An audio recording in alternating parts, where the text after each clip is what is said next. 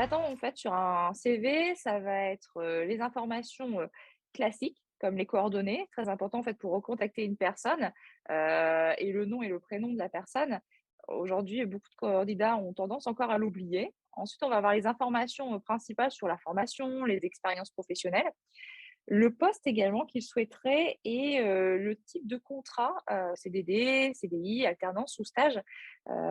Si en tout cas le CV ou ça n'apparaît pas clairement dans le CV, il vaut mieux le préciser, et également la recherche, de la localisation. Alors soit la localisation, de l'habitation tout simplement, ou alors si le candidat n'est pas de la région ou de la ville, ne pas hésiter à préciser, sa recherche tout simplement parce que c'est plus compliqué pour nous après d'avoir des candidats en fait qui viennent, d'un peu plus loin.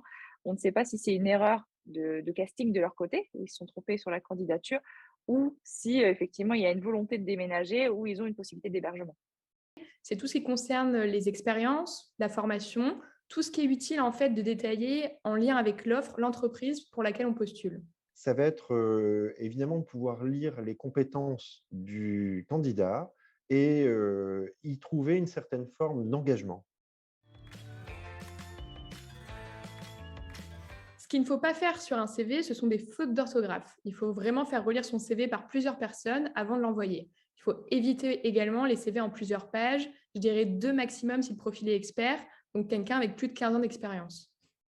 Voir un CV qui est brouillon, mal organisé, avec une mise en page, hasardeuse, des fautes d'orthographe, je pense qu'on peut toujours se faire relire et avant d'envoyer un CV à un recruteur, eh bien, il ne faut pas s'en priver.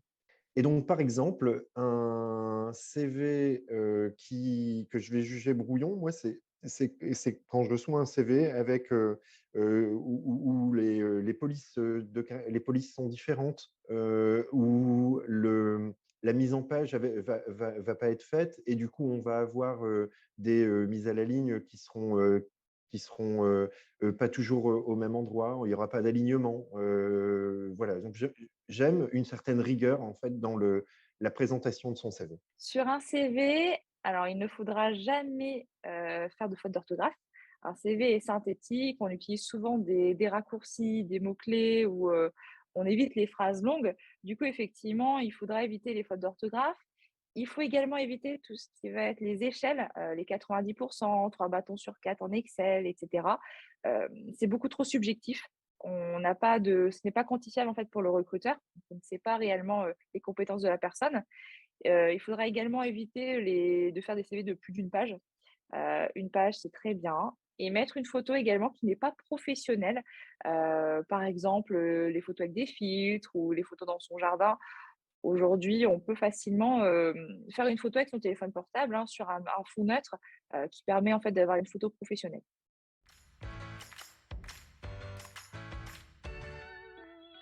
Large préférence pour le CV, je vais même dire que c'est unanime, c'est, le CV, uniquement.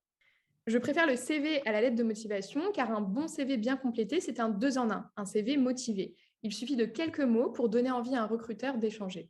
Je n'ai pas de préférence pour le CV ou la lettre de motivation. J'aime quand il y a les 2. C'est, toujours un plus quand il y a une lettre de motivation, même si on s'en prive parfois et que bien souvent nos candidatures arrivent sans lettre de motivation. Tout simplement un CV qui correspond au profil recherché. Un bon CV, c'est un CV où en 30 secondes, on peut voir si c'est un possible match ou non. Un bon CV est un CV actualisé, qui va être synthétique, qui va être également facilement compréhensible et qui va avoir une logique chronologique. On va y retrouver des informations pertinentes, comme des coordonnées, les formations, et c'est un CV qui va aussi donner envie d'en savoir plus, d'où le synthétique.